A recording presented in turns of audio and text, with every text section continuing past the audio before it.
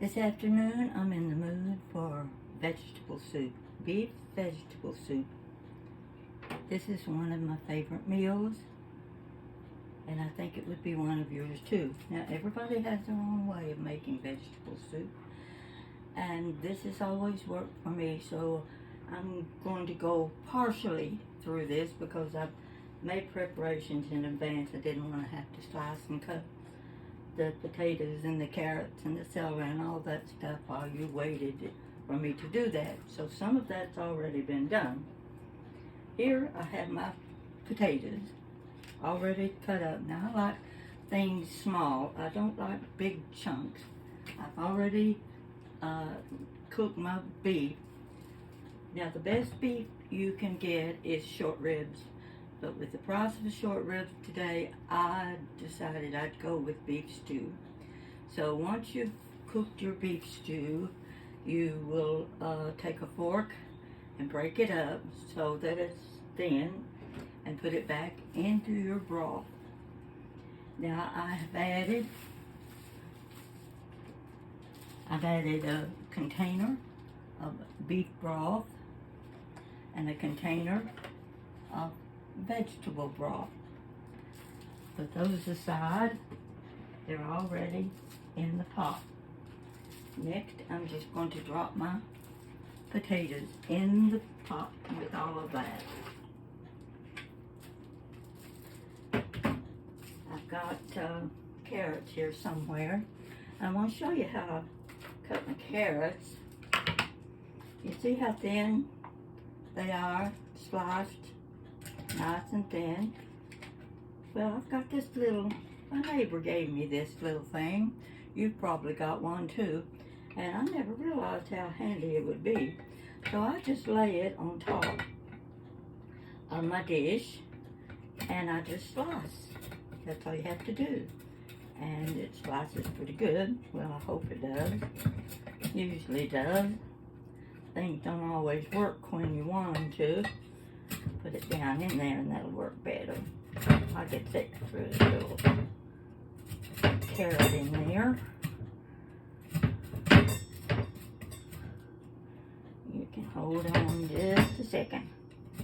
We'll get things in the pot, get them going. And this is not just going to be vegetable soup that I'm making. I'm cooking a meal for you. So it's going to be a little tricky. I haven't done this before. Now I've got that cut. And carrots. See how pretty they are? They're going in the pot too. Ready to cook. I've got it on medium, almost on medium high. Now the thing I don't like is the beef broth I use is dark. I like my broth to be light colored. This is dark, it's not pretty, but it'll taste just as good. So, got that. Now I need carrots. Gotta get my carrots. I mean my celery. Celery, I always put celery in mine. So, let's get this out of here. This one out. And here's one out. And I will just cut enough celery.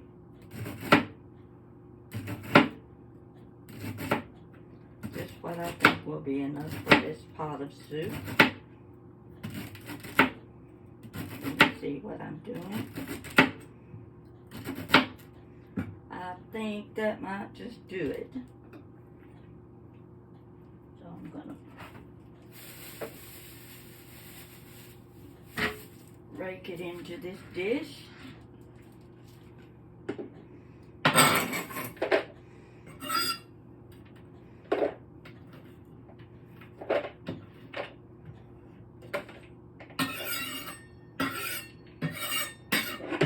Okay, there's my celery. Put it right in there. I always use frozen mixed vegetables. Therefore, vegetable soup. This been in the freezer and it has thawed, so it might be a little bit watery. I'm gonna see if I can't put them in here.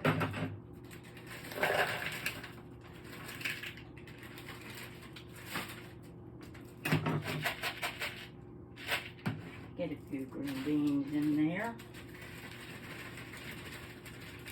May have a little bit of okra, I'm not sure. Okay, there's my mixed vegetable, which is corned peas, and it's not the one package that I really like. There's another package that has green beans and okra in it, but this happens to be the one on hand, so it goes in. Now, let's see what's next. Get my celery back in the bag.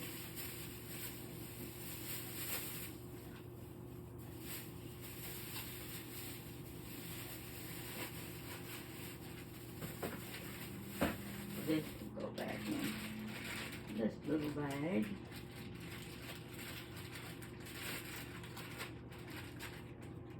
I have to think about what I'm doing here. Alright, that took care of the carrots, celery, mixed vegetables, and the beef. Here is my can of petite diced tomatoes. That goes in. Oh boy, they look good. Really good.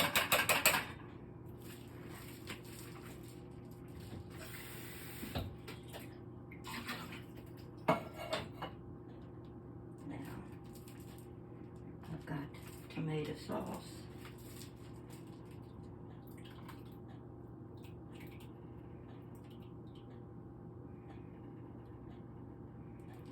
My tomato sauce.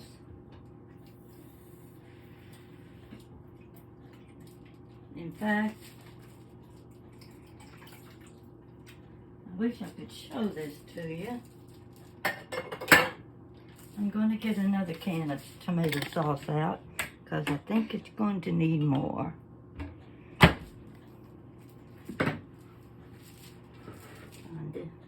this is my favorite opener. See how that you can open can? This is going to open this. Got a bakelite handle. It's an old one, but it's the one I always use.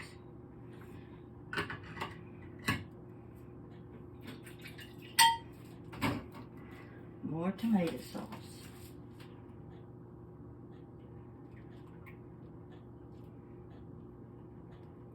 I know you can't see that, but if I start turning my camera around, it'll probably end up in the floor and I'll be on top of it.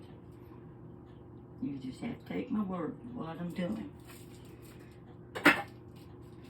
Stir that out a little bit.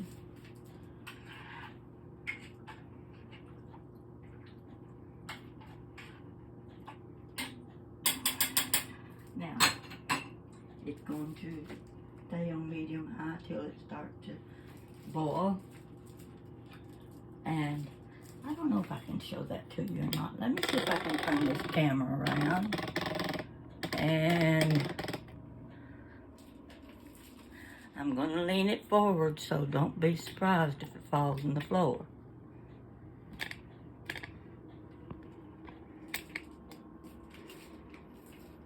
Can you see it? Well, it'll look good when it's finished. Now what I'm doing is waiting until it's almost finished. I know you want to look at that.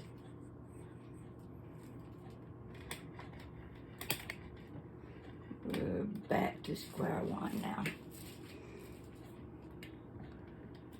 When the soup is almost finished, which takes about 30 or 40 minutes, I'll add a can of peas and a can of corn. This is Summer Crisp. I like this kind of corn. Now wait until it's almost done, because I don't want the corn and peas to shrivel. While that is cooking, I'm going to make cornbread. Yes, cornbread. And to get my meal out of the refrigerator, I always keep it in the refrigerator. Don't want any bugs in it.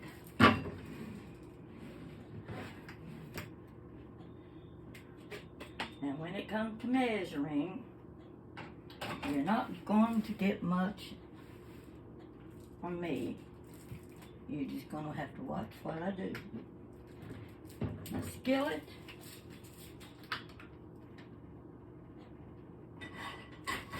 is this 8-inch skillet.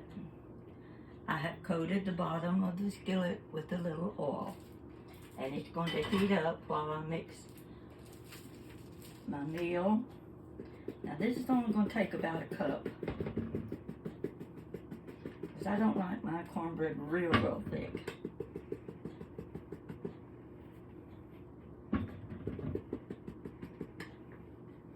Okay, you see how much meal I put in there? You can't tell because it's white on white.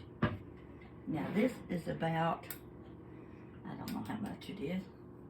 It's flour, but I don't put a lot of flour. I don't do the half and half.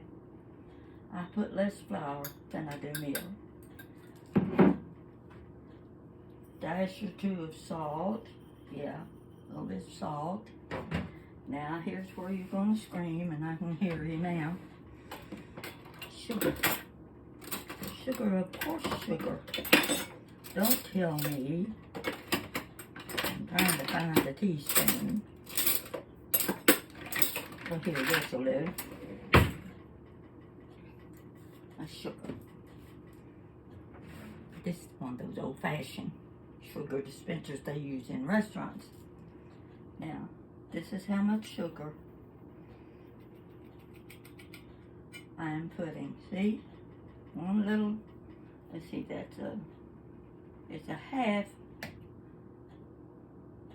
of a tablespoon. Just a little bit more. And then I'll put my meal back in the refrigerator.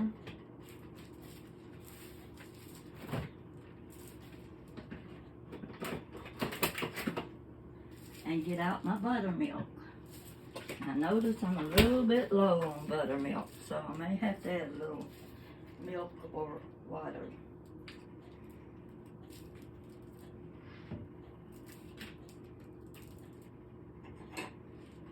Yeah, let's see. Spoon again. Just add your buttermilk in there. I'm going to put a little water in this bottle because I'm going to need it.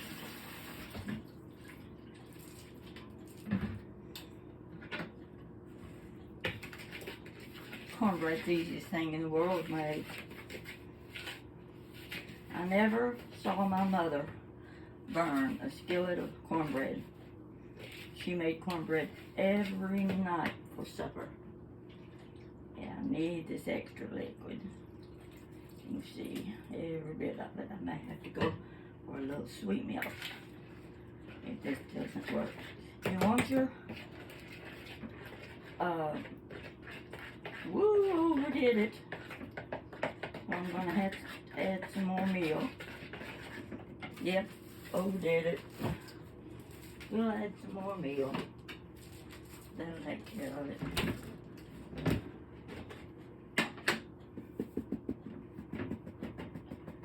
It'll work just fine.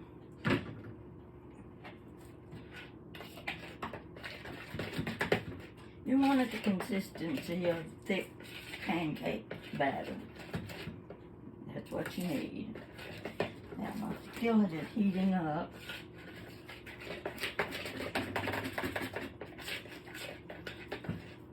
Hope you're getting the gist of this simple cornbread mixture. Don't want any lumps in it.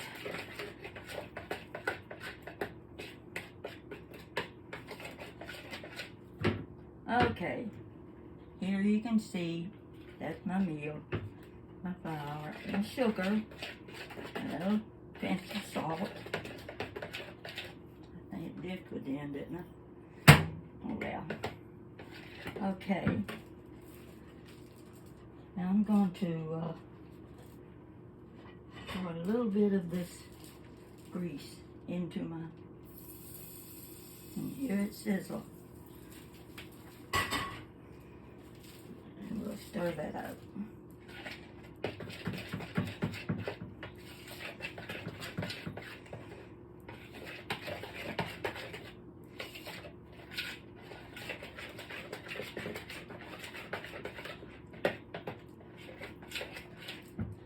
Alright, I'm going back over to the stove. Turn this a little bit. Hope it works.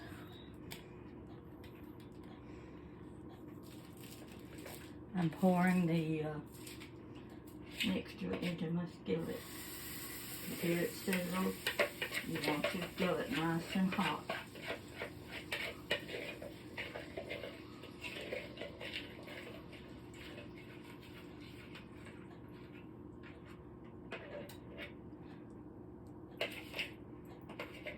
I don't like any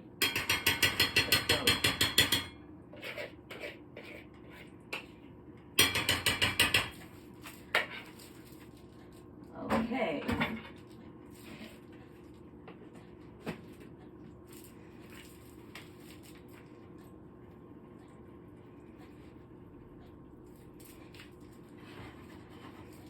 If you can see my cornbread. See it? Starting to sizzle. It's going in the oven at 450 degrees. And that'll take about 20 minutes. While that the soup will be cooking. It's got the beef in it. Now this probably won't get done before we finish. Next I'm going to, where's my big dish? Oh, here it is. I'm going to make the coleslaw. Got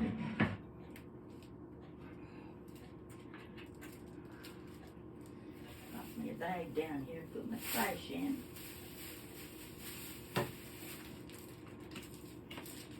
Okay, back around, see what I'm doing.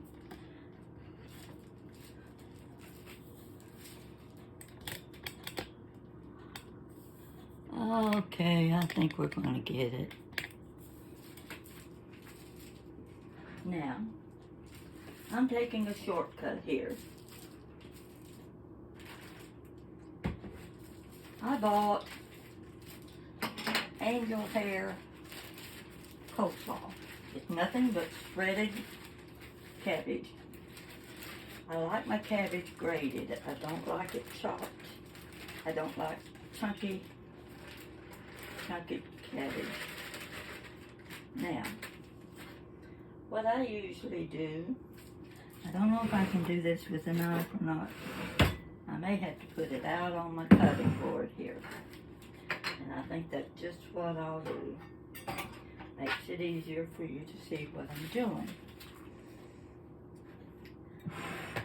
I'm going to make this coleslaw fine. I like fine grated coleslaw. You can watch me cut it up. So simple. All I do is just go through it. Come on now, get this right. Go through it like this. Make it a little finer.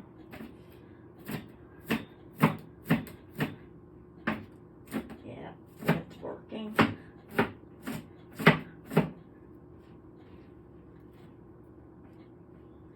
I have never found a restaurant that suits me with their coleslaw. Every restaurant has its own little special way of making their coleslaw. Mine is probably the easiest and simplest recipe you can have. rather than cutting this off of the cabbage head, I just wanted to save a little time by doing it this way.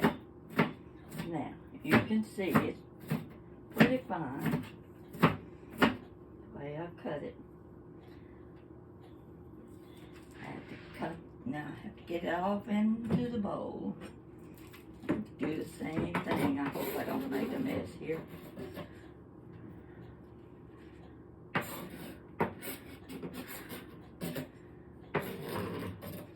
I'm not the best in the world. I'm not a Martha Stewart cook, but she has a lot of helpers with her. Did you see her when she was having her big yard sale, selling all of her antiques and things? I never saw so many things in my life. Or how anybody could have that much. There's my cabbage, all nice and ready. Let's go to the refrigerator. And I've already done part of this. Let's saving a little more time. Now I sprinkle, I don't measure. I sprinkle the amount of sugar I think I will need. You can always add more. If it's too sweet, add more cabbage. See these little things I'm using? You know where they came from, don't you? See it? This is what Kentucky Fried Chicken serves their coleslaw in when you order your dinner. And I save them. See how handy they are? I've got a whole stack of them. I save them. I keep jewelry parts in them. You can look and see through the little container and know what jewelry part is in that. See how easy that is? That's my grated carrot. It just takes a small carrot for this amount of cabbage. This is just one little section of green pepper. Some people say they don't like green pepper. You will hardly taste the green pepper in this coleslaw. At least it makes it look pretty. Gives it a color. Yeah. Now there's the other one. See how easy these things are to use? I just love them. And then, this is something I don't ordinarily do, but I did this time. 1 slice of onion. Now, it's not going to give you bad breath. Nobody's going to smell the onion on your breath with 1 thin slice. I mince it up, because like I said, I don't like anything chunky. There. That's what I put in my coleslaw. Then I add my mayonnaise. Some people may like the apple cider vinegar. That's up to the individual. I've never been fond of apple cider vinegar. I think it disagrees with my system. So I don't use it. You just put the amount of coleslaw you think you're going to need. This may be too much, but we'll find out. Now I'm going to stir that up. You're going to have a pretty dish when you get through here.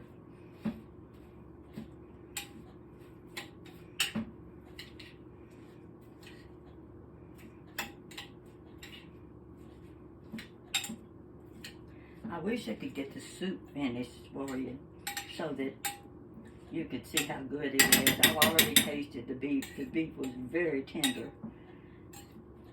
So I shredded it with a fork.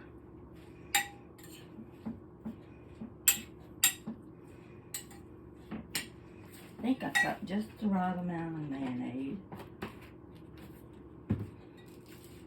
Let you see what it looks like. Can you see that? Isn't that pretty? Makes a pretty dish. Now I'm going to taste it just to see if I got the right amount of sugar.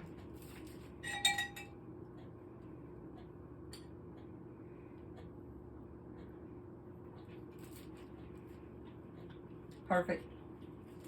Perfect. And I'm hungry.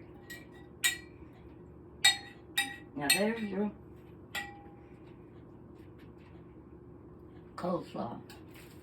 I'm going to put it in the refrigerator so it'll keep cold.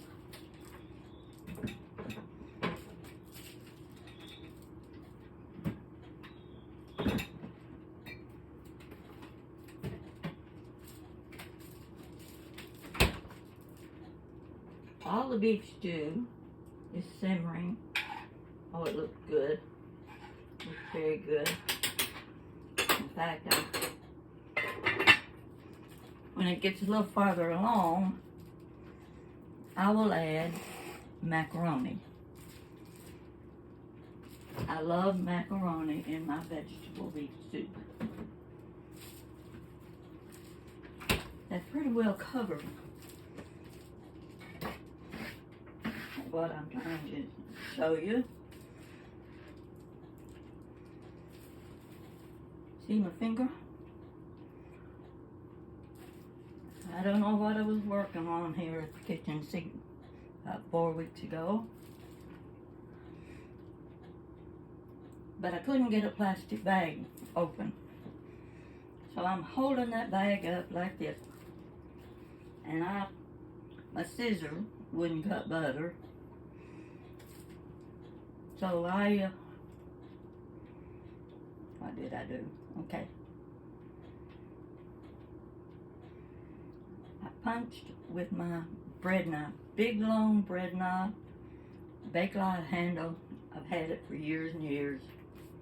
I'm holding that bag up and I'm pushing into the top of the bag. It slipped through, and when it did, the knife went under my finger and sliced down to the fingernail. Bleeding? Oh yes. I ran to the bathroom, I grabbed the white washcloths, and I was wrapping this, that, and the other, and I thought, oh my gosh, I've cut my finger off. What am I going to do? Well, the first thing I always do is call my daughter. What do I do? She said, how much is it bleeding? I said, a lot. Running down my arm. You know what she said to me? You would have to do this on Sunday afternoon, wouldn't you? Well, I sure did. So, my granddaughter came over. Okay, emergency care is open on Sunday afternoon till 7:30. Getting close to 7 o'clock. We take off. We get there. Locked up tight. No sign of anybody. Okay, well, what do we do next? Now, I'm not going to the emergency room for a cut finger. I don't think. We head for the pharmacy. I said, well, the pharmacist can tell me what to do. Well, you know, pharmacy's not open on Sunday either. So we go down the medicine aisle, and we get the bandage, and we get the antiseptic, and whatever else we could find, spray. About $40 worth of stuff. And back home we came. My hearing aid whistled. So she starts doctoring my finger. We're doing the best we can, trying to get it tight, pull it together. She's got it all wrapped up in white. Now that was 4 weeks ago. I continued to every night change the bandage, sprayed it, put the antiseptic on, cream, whatever, wrapped it with the tape. It seemed like everything I did had to do with water, and I was trying to keep the finger dry. I'm walking around with the finger in the air. And when I get it wet, I say, okay, off comes the bandage. We start all over again. after 3.5 weeks, I'm starting to get a little concerned that maybe my finger's going to rot off. So I have an appointment with the doctor for blood work. Couldn't see the doctor until August. I said, well, my finger will fall off before August. So I asked the receptionist, is there someone I can see about my finger? She said, go right over there at the other side of that room. You can, it's a walk-in clinic. And they'll see you. I'll put your name down. Okay, great. I went over there and there was about a dozen people already sitting there, and I thought, oh my land, I'm going to be here all day long. Well, I was surprised. I only waited about 30 minutes, and I was a little concerned about what the doctor or technician or whatever she was going to say about my own home treatment. And she took the bandage off and she looked at it, and she cleaned it a little bit. Then she reached for, get it, super glue. Yep, we're going to treat this with super glue. Well, she started dabbing that glue on that big slit all the way around my finger, dabbing it, and I said, my finger's turning purple. She laughed. She said, it's supposed to turn purple. That's the medication in the glue. So I started to blow. No, don't blow on the finger. Leave it alone. So I walked out holding my finger up with super glue on it. Now that was when did I go? Last Wednesday. This is Monday. You won't believe the difference in that cut. The pain isn't there like it was. It kept throbbing and throbbing, and I thought, oh, it's not going to get well. Nothing's going to happen. Let me see if I can show you. I don't know if you can see that or not, but there's a cut all the way around that went right down to the fingernail. Oh, all the way around. Let's see. There you go. That's glue. You're looking at glue that dried, but you can see a little shiny part of it on top of my finger. Now, saved myself about $1,000 at the emergency room. But I don't know what to do with that bread knife. I don't think I should be using it anymore. I'm going to be getting that kind of advice from my daughter. Go out Kentucky Fried Chicken and get your dinner. You don't need to be cooking. Now, I told you my recipe for my vegetable beef soup. I think you will like it. I want to look at it again. I got to see what it looks like now. Oh, it's looking good. Now, what I do when I add my peas and corn, I cut off those sections of cabbage. I like about that much cabbage. You know how much that is once it's cut up. I like about that much cabbage in my vegetable soup, and you let it cook 15-20 minutes longer, and you've got a delicious meal. Now I want to look at my cornbread. I want you to see it.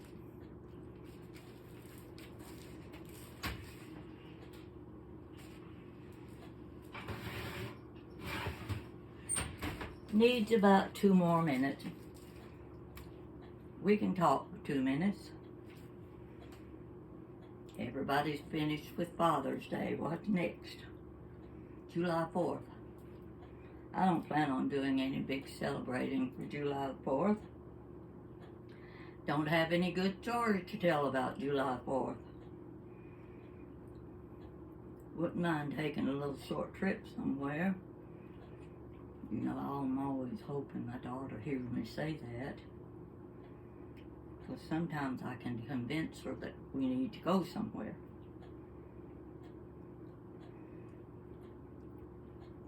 Well, I'm trying to think of something you'd be interested in hearing. Oh, I finally bought me a big kettle at Goodwill. What did I do with that? One of those big kettles. Never owned one of those things in my life. And I always notice when I'm fixing these big stews and soups, I've got too much for the container. So I went in Goodwill and there sat one just exactly what I needed. So I bought it at $6.99. I've got a little problem with things I buy at Goodwill. I started collecting china and crystal. Never owned any china and crystal in my life, but now nobody but me here. I love it. I like to look at it. I like to decorate with it. So I buy the pretty china, I buy the pretty crystal, and I get it at really good prices too. I come home, clean it, fix it up, put it in my china cabinet, what have you. Then I wait a few days, I go back to Goodwill, I find more china or crystal. But I've run out of room to put the things. My cabinet won't hold anymore. So I give away the other set so I can buy the new set and go with that. I don't know if you would consider that economizing or not. But I get to enjoy it a little while. And I've got some pretty, pretty pieces. Oh yes, I have. Let me get something, show it to you while we're waiting. Hold on right there.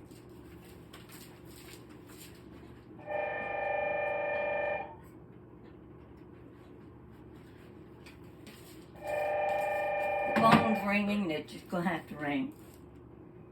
Have you ever seen this before? Oh, this is one of those old pieces. This is called bittersweet. I always wanted to collect this pattern, but I wouldn't start because I knew I wouldn't stop. I walked in another Goodwill, and I saw it sitting there, and I said, oh my gosh, I've got to have it. Some of you may recognize the bittersweet pattern. I don't know if this is a McCoy or, I can't remember. And the print's so tiny I can't see it. But I paid $6.99 for it. Now I can remember when things like this were really hot to collect. You would have paid $30 or $40 for this. I got it for $6.99. Isn't it pretty? Yes, somebody's gonna want this someday. And I think great for my vegetable soup. I'd be glad to put it in there. Now I'm gonna check the cornbread again.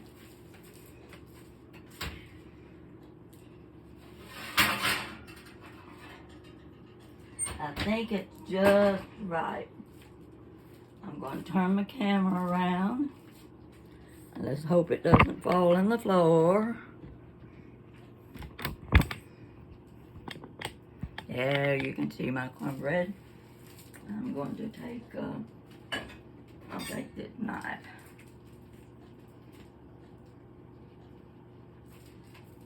going to turn it over.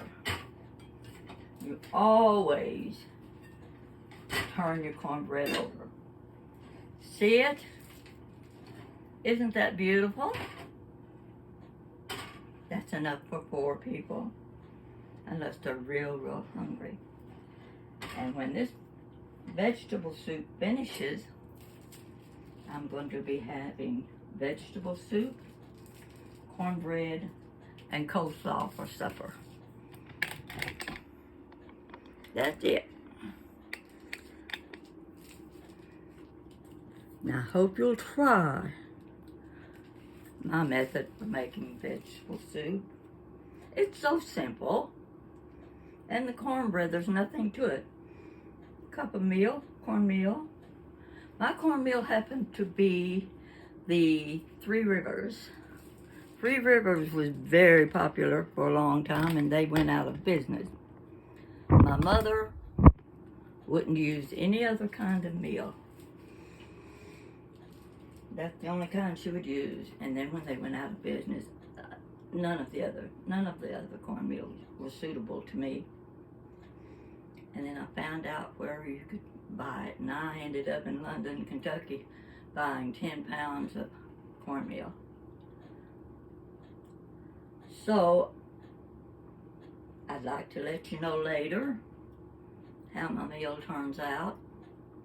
I might fix me a glass of iced tea. Never understood why they call sweet tea. Well, I figure if you want a sweet, you just reach for the sugar and sweeten it yourself. That's the way we always did it. I've taken more time than I should have for this video, but I think you'll find it worthwhile if you try making your coleslaw just like I did. A little green pepper, a little bit of onion, carrot, grated cabbage, enough sugar that you can just taste the sugar, and your mayonnaise.